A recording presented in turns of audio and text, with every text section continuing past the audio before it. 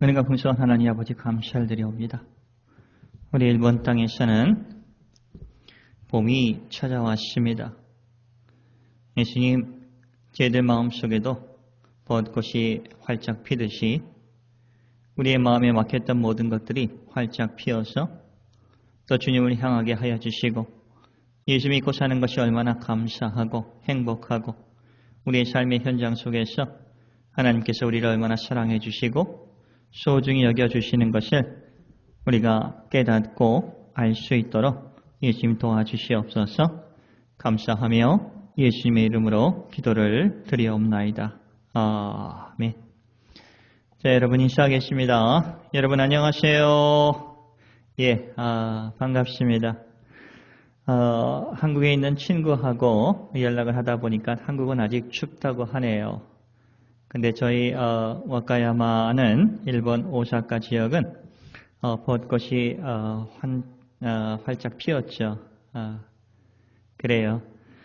저는 항상 그 벚꽃을 보면서 그 하나님께서 창조의 은혜로다 하는 생각이 많이 들더라고요. 늘 봄이 오면은 다 죽었던 것들이 새로 그 생명이 이제 부어져서 다시 살아나는 그런 느낌을 들어서 너무나 벚꽃을 볼 때마다 하나님의 인도하심에 감사를 하곤 합니다.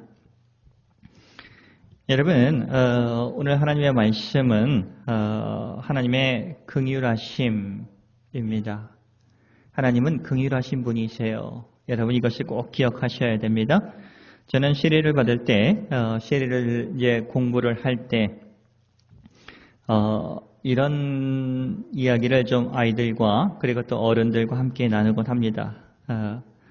믿음이 완벽하지 않아도 됩니다. 그러나 예수님에 관해서 삶의 현장 속에서 계속 배워가기를 원합니다. 어떤 것을 하나님께서 용서해 주시는 분, 용서해 주시는 분, 하나님께서 여러분을 소중히 여겨주시는 분, 하나님께서 쉼을 허락해 주시고 도움을 허락해 주시고 지혜를 허락해 주시고 기도에 응답을 해 주시고 또 아픔들 치유해 주시고 또 채워 주시고 막 긍휼히 여겨 주시고 이런 것들을 지금은 좀 확실하게 보이지 않을지라도 여러분이 일주일간의 삶을 살아가면서 하나님의 말씀을 받고 그 빛이신 생명이신 말씀을 통해서 그리고 삶의 현장 속에서 가정생활 속에 학교생활 속에 그리고 여러분의 친구들과의 관계 속에서 이런 용서함과 용서받는 것 그리고 내가 하나님께 소중히 여김을 받는 것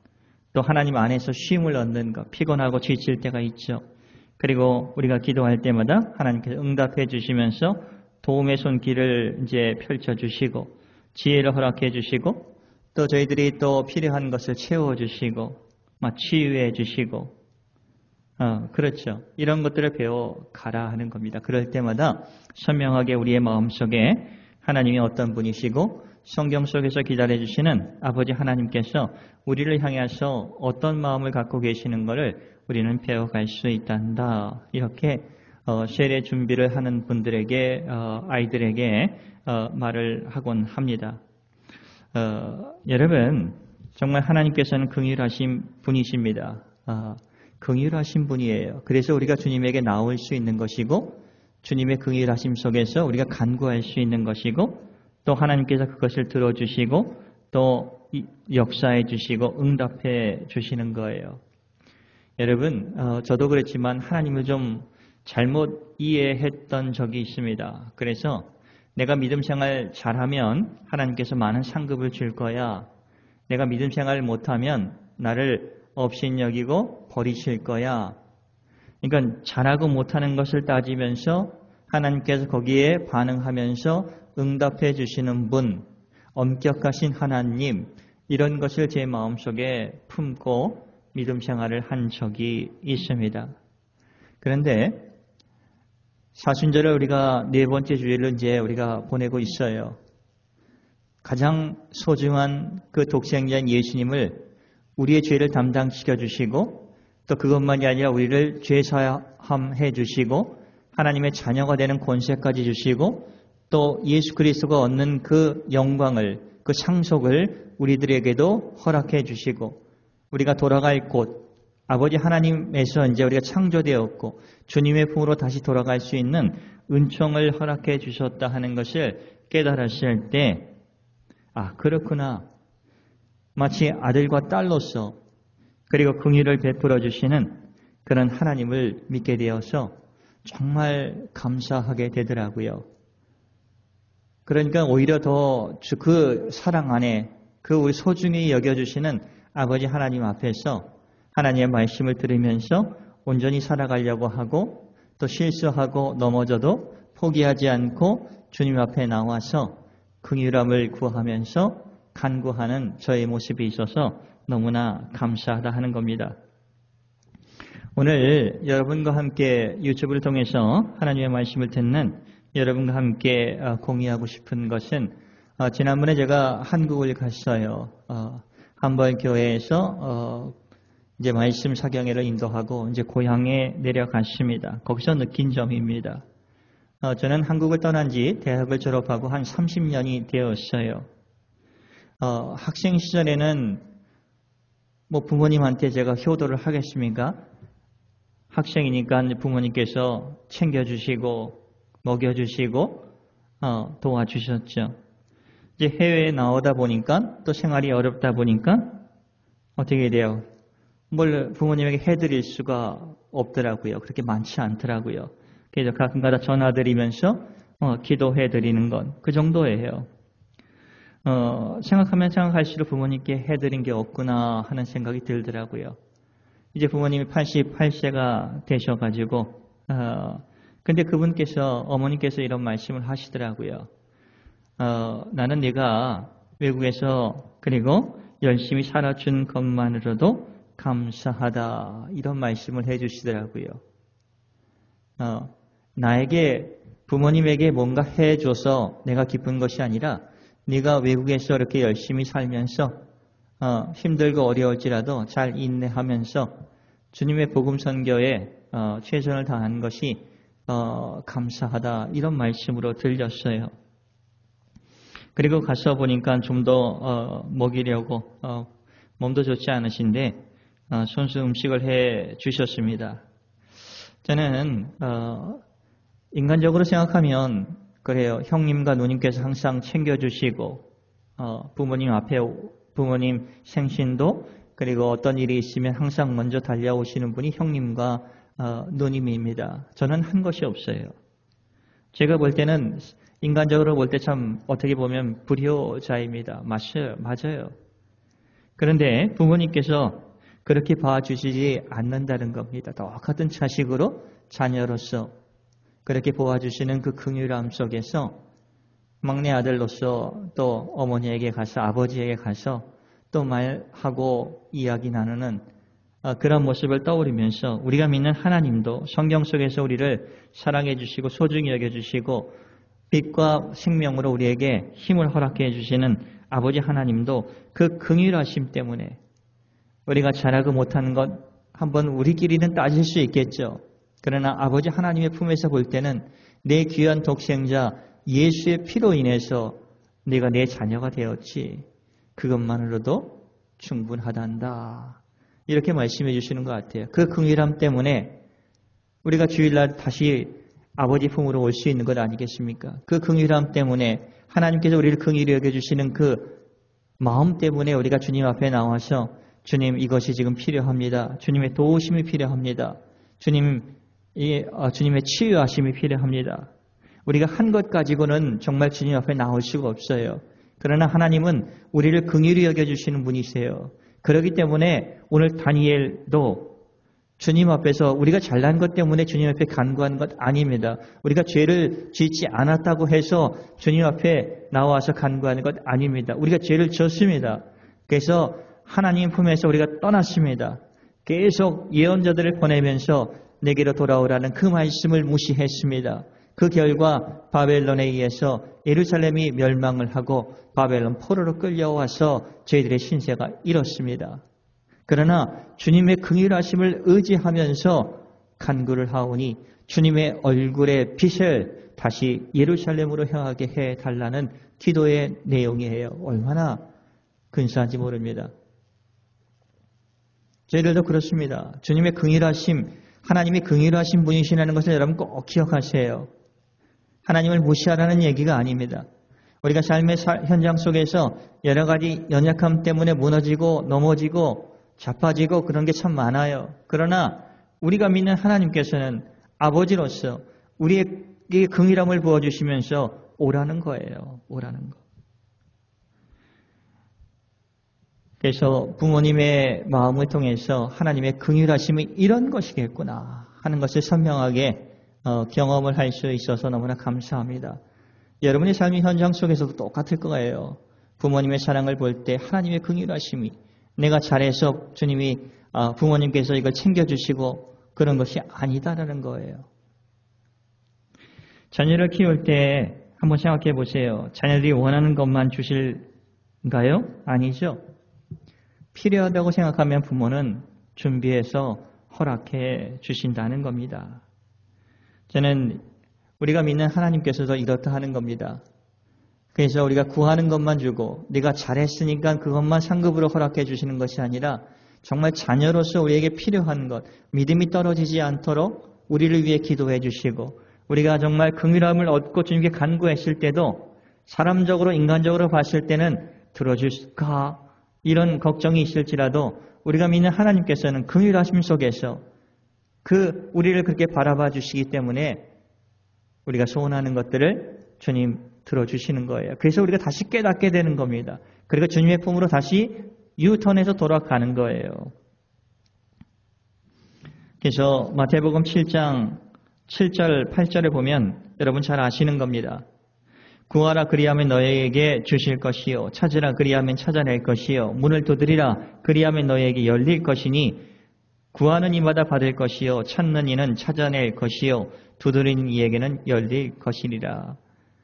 여러분 이것을 잘해야만 이렇게 해주신다는 얘기가 아닙니다. 주님의 긍휼하심을 믿고 주님 앞에 나와서 우리가 정말 회개하고 용서하고 주님이 들어주신다는 것을 믿고 다니엘처럼 나와서 기도할 때 하나님은 응답해 주시는 하나님이에요. 이런 것들을 우리가 체험하고 경험하는 게 우리의 믿음이 확신과 확인 속에서 살아갈 수 있다 하는 겁니다. 다니엘서 9장 17절 말씀을 볼까요? 그러하온즉 우리 하나님이여 지금 주의 종의 기도와 다니엘이죠. 다니엘이 기도하는 겁니다. 주의 종의 기도와 간구를 들으시고 주를 위하여 주의 얼굴빛을 주의 황폐한 성소 예루살렘에 비추시옵소서 합니다. 현재 상황을 얘기하는 겁니다. 우리 선조들이 주님을 무시하고 우상을 섬기면서 그게 정말 참된 하나님이라고 생각하면서 하나님의 마음을 아프시게 해서 계속 그것이 하나님의 인내하심에도 불구하고 하나님의 그런 예언자들을 보내면서 돌아오라고 하는 그 회개의 외침에도 불구하고 그들이 무시했어요. 예루살렘 성전이 파괴가 되고 얼마나 많은 사람들이 죽었습니까? 이걸 그렇게 얘기하는 거면 주님의 얼굴의 빛이 예루살렘을 떠났다 이렇게 표현을 하는 겁니다. 이거는 아주 큰 의미가 있죠. 하나님의 얼굴의 빛, 요즘 말로 하면 하나님의 말씀은 빛과 생명이 있기 때문에 그 말씀에 의해서 우리가 영향을 받으며 살아갈 때 우리의 영혼은 항상 기쁘고 우리의 삶의 현장은 힘들고 고달지라도 거기에는 기쁨과 은혜가 충만하다 하는 거예요. 그러나 하나님의 말씀으로부터 빛으로부터 생명으로부터 멀어져 가기 시작하면 우리의 영혼은 점점 약해지고 힘들어져 간다 하는 거예요. 그래서 주님의 긍휼하심을 우리가 믿으면서 다시 주님께 주님의 얼굴의 빛을, 주님의 생명의 말씀을, 주님의 생명의 빛을 이 어두운 제 마음속에 비추어 주세요. 그래서 다시 성령님이 우리 안에서 크게 일해 주시면서 위로해 주시고 지혜도 허락하여 주시고 그리고 주님께 간구할 때마다 그 길이 열려지는 그런 복을 허락해 달라고 간구하며 기도하는 거예요. 18절 그러죠. 나의 하나님이여 귀를 기울여 들으시며 눈을 떠서 우리의 황폐한 상황과 주의 이름으로 일컫는 성을 보옵소서. 예루살렘 성을 보옵소서. 완전히 폐허가 됐죠. 그래서 여기 중요합니다. 우리가 주 앞에 간구하는 것은, 우리가 주 앞에 기도하면서 구하는 것은 우리의 공의를 의지하는 것이 아니요, 우리가 잘나서, 우리가 정말 하나님의 율법을 잘 지켜서 이렇게 기도하는 것 아닙니다. 다음이 중요하죠. 주의 큰 긍휼을 의지하여 함이라, 간구함입니다. 주님의 긍휼하심 때문에 주님 앞에 나왔습니다. 면목이 없는 거예요, 우리가. 정말 제가 한국에 갔을 때 부모님 앞에 30년 떠나면서 어렸을 때도 부모님께서 계속 해주신 것만 받으며 살아왔던 겁니다. 면목이 없죠. 그러나 주님은 자녀를 볼 때 긍휼하신 마음으로 보고 계시다 하는 거예요. 긍휼하신 마음. 이게 아버지 하나님의 마음이에요. 그렇기 때문에 어떻게 하면 그 영혼들이 주님 안에서 평안을 얻을까? 이렇게 기도할 수 있는 거 아니겠습니까? 주님의 긍휼함을 의지하면서 부모님의 긍휼함을 통해서 하나님의 긍휼하심을 배우게 되었습니다. 기도할 때 이런 마음을 꼭 품고 믿음의 대상이신 하나님께 간구하기를 바랍니다. 지난주에 또 연락이 자주 옵니다. 아버님 상황이 그렇게 좋지 않아요. 그런데 생명이 아버지 하나님께 있다는 것을 다시 한번 고백을 하고, 또 기도를 들어주시는 하나님을 또 체험하게 되었고, 응답해 주신 하나님을 체험하게 되었고, 삶의 현장 속에서 정말 그 도우신 기도에 응답하시면서 생명은 하나님께 있다는 것을 또 고백하게 되고, 주님께 맡기는 그 믿음도 이렇게 허락해 주시는 것이 너무나 감사했다는 겁니다. 근데 그것을 통해서 가족들도 다시 한번 주님이 이렇게 인도해 주시면서 모든 것이 주님의 그 생명이 주님께 있다는 것을 고백할 수 있어서 너무나 감사했습니다. 19절에 볼까요? 기도할 때 꼭 이것을 여러분 마음속에 새겨두길 바랍니다. 한국에서는 주여 삼창을 많이 하는데 아마 이곳을 읽으시면서 주여 삼창을 하지 않았을까 생각이 듭니다. 주여 들으소서. 우리가 기도할 때 주여 들으소서, 들어주시죠. 주여 용서하소서, 용서해 주시는 하나님을 생각하면서 주여 귀를 기울이시고 행하소서. 긍휼히 여겨주시는 하나님이시기 때문에 주님께서 우리의 기도를 들어주시고 또 응답해 주시는 하나님. 오늘은 그런 겁니다. 주님이 긍휼하신 하나님이세요.